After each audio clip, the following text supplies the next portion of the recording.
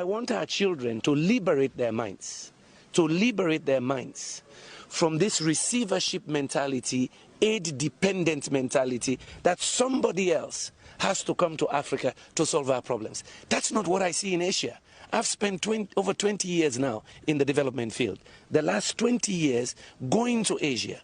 When I go to Asia, I don't see a depressed Asia. I don't see Asians waiting for somebody to come, give them aid to solve their problem. No way. I see Asians thinking competitiveness, technology transfer, trade, and they're ready to be creative to compete. We are not the only ones who had conflict. Cambodia had conflict. Vietnam had conflict. In fact, in the 60s and mid-70s, they were referring to Cambodia, Vietnam, Laos, and others as basket cases. They recovered, they transformed, and today, yes, they're self-sufficient in food production. They're major industrial hubs for producing goods and services which are bought by rich OECD countries. What am I saying? None of us are destined to be poor. No nation is destined to have disease, disasters, and death only. It depends on the creativity and the determination of their people. And for us, the difference between us and many Asian countries is that God gave us everything. And you heard me talk about the Garden of Eden syndrome. And that is not from me. That's from Ali Mazrui back in '81. Because God gave us everything. Every season something grows, and the minerals are everywhere. My country, they just discovered one of the largest pieces of diamond ever in the world, 706 carats. They just discovered it last week. God gave us everything. So somehow it seems our creativity died.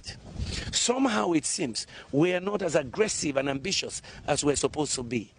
I want our children, since we may have failed them with all these isms you mentioned, yeah? I want our children to believe that they can be a Bill Gates. I want them to believe that with all this God-given wealth, oil and gas, bauxite, iron ore, titanium, you name it, that in fact they can capture this 21st century. They're good as anybody. If I can leave poor Sierra Leone, that has been ranked at the bottom of the heap for almost 3 decades, we're amongst the 5 poorest. Back in 2008, we were the poorest of the poor, the lowest human development index. If I can defy that and go to such a level globally, it means any kid can do it. And I don't want anybody making our kids depressed, less creative. That's why I chose that topic. And Ghana, in particular, is a good choice, because you have led the way in many things. Your vision, in fact, of Kwame Nkrumah was 50 years before he's, ahead of time. But Ghana is in a position today, with your newfound wealth of oil and gas and your strong agricultural base, to say, fine, we show the rest of Africa what it means to be successful. That is very interesting. Frankly speaking, you've just mentioned oil. I was going to ask a different question, but I'll just touch it briefly and then we go back. In 2010, you were here. And that was the time that we started, this whole prospecting for oil and getting oil. And listening to you yesterday, you said, whilst on your way back, you wrote an article. And you were virtually reflecting over this, Dutch disease, whether oil could be a curse or indeed it is a curse. From 2010, today you are here.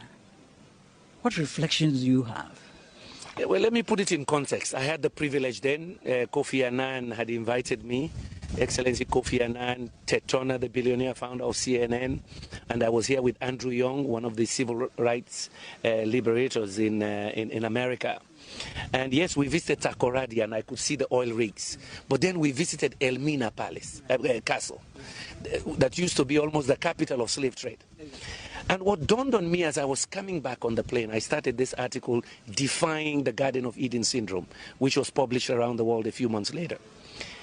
2 things struck me. I say, here I am in Elmina Castle, when Africans were exporting their young, between the age of 15 and 35, to the New World, to give them energy to transform, to industrialize. At that time, I say, now they discover oil and gas around the same location. You are in Elmina Castle, you can see the bay, right? I say, now we have oil and gas in Ghana.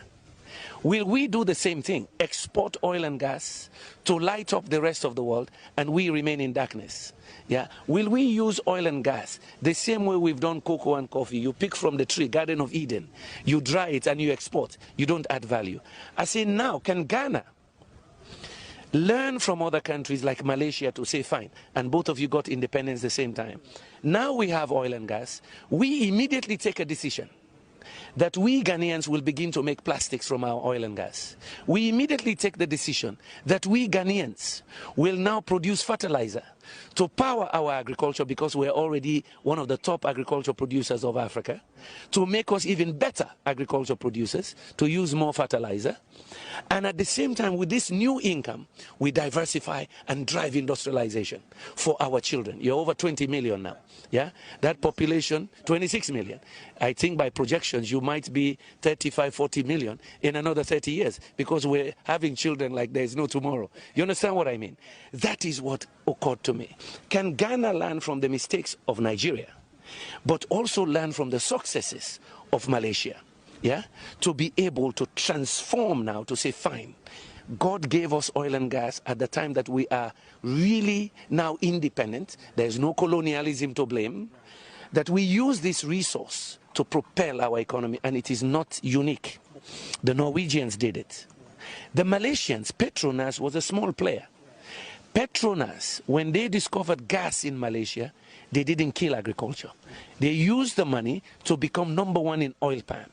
And some of that germplasm they got from Ghana. Yeah? They used oil and gas to drive what they call agriculture-led industrialization.